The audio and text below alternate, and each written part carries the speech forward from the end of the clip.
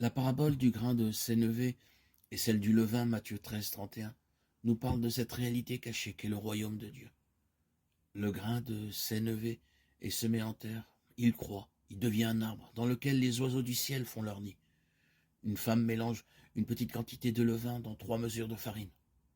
Or, cela suffit à faire lever toute la pâte. Il se passe quelque chose de mystérieux. Une faible quantité de levain produit des effets inattendus. Alors qu'on peut à peine l'apercevoir, elle recèle un dynamisme stupéfiant. Une puissance étonnante est à l'œuvre, sans que nous puissions comprendre comment elle agit. Le disciple de Jésus doit vivre avec la certitude que Dieu poursuit son œuvre. Les pensées de Dieu ne sont pas celles des hommes, ses voies ne sont pas les nôtres. Isaïe 55, 8.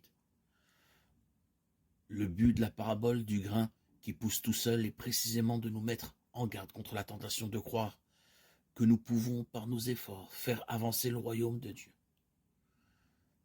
Elle nous dit au contraire, de même que la terre produit du fruit par elle-même, ainsi, c'est par lui-même que le royaume de Dieu arrive. L'homme ne peut rien précipiter. Il doit attendre la moisson avec patience.